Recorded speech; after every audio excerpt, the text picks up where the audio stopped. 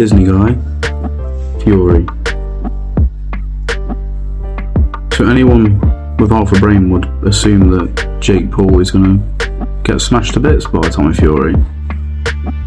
Well, I've got a few reasons why I won't. So Jake Paul and Tommy Fury finally meet on the 26th of this month. There's 3 reasons why I think that Jake Paul is going to beat Tommy Fury and he's going to become Tommy Fumbles. So number 1, the pressure. All of Tommy's family have gone on to say if he doesn't beat Jake Paul, not only does he beat Jake Paul, he has to beat him with spectacular fashion, or they're disowning him.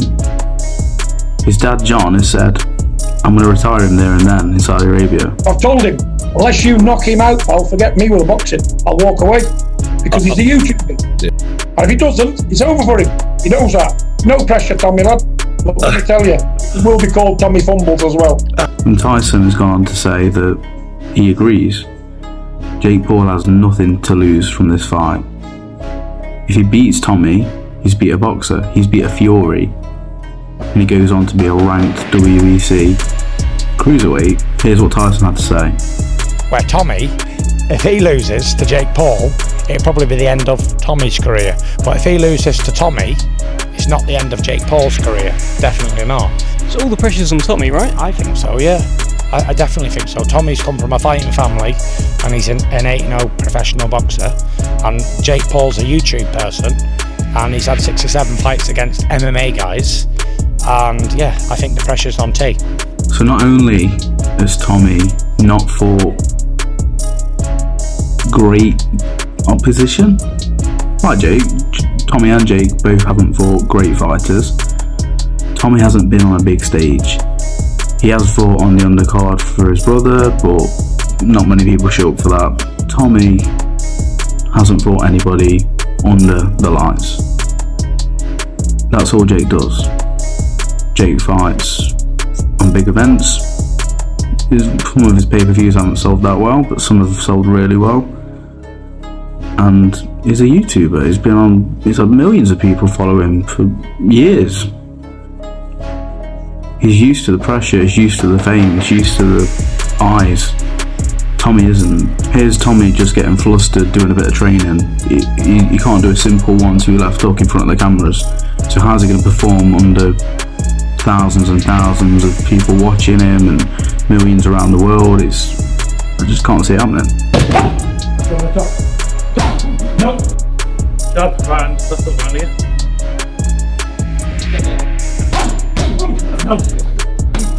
No, take your time. Forget these cameras. Now, the second reason is that I don't think Tommy's been tested.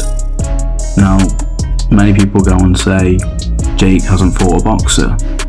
I mean, he did fight Anderson Silva, he was aged, but he also beat Julio Cesar Chavez Jr.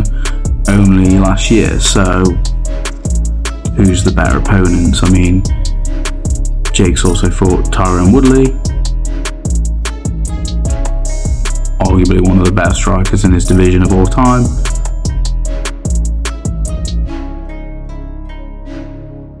So, whereas Tommy's fought binmen, taxi drivers and people that are just there to lose. He hasn't even beat them in spectacular fashion most of the time. So for an up-and-coming boxer, often they go through the journeyman process, they go through different fighters, they give them different feelings and make them do different things. And Tom is still doing that. He's still fighting these journeymen, and he's not looking that good against them, in my opinion. And much is said about Jake's fights being fixed. Now, I don't believe they have been. Some people do, each to your own. However, Tommy literally agreed to have an exhibition fight without people knowing it was an exhibition fight the day before. Here's a clip showing it. So this is sparring, man.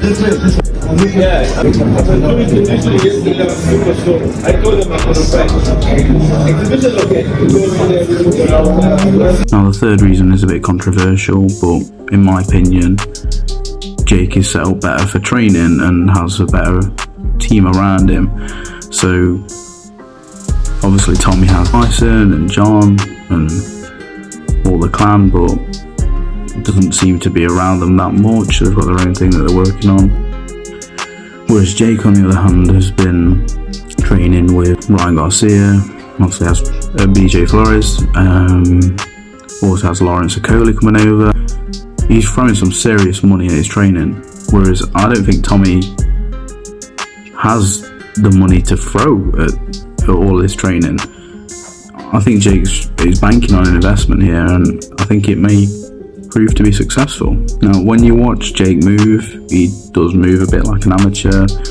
Watching back the Anderson Silva fight, he looked a little bit unsteady, but he showed his grit and he showed that he is able to learn and grow. And Tommy hasn't been in an opportunity to do that. He's not been given a fighter that will make him uncomfortable or challenge him. He's been given bin men that are there to lose, and I think that might be his downfall. I think it's going to be a gritty fight. I think it will go all rounds. I think there might be a knockdown for maybe both fighters, but I think Jake will edge it with the mid to later rounds. I think he's going to show his heart, show his determination, and ultimately beat Tommy. And it's going to be devastating for Tommy. And I don't think it'll be devastating for boxing. I think that Jake respects it. He's obviously been in boxing for a few years now, and he keeps trying and he keeps improving. At first, obviously, people dismissed him as a joke and not really taking it very seriously, but now it looks like he's here to stay. We'll see. Let me know what you think. Comment below. Who's going to win, when and how.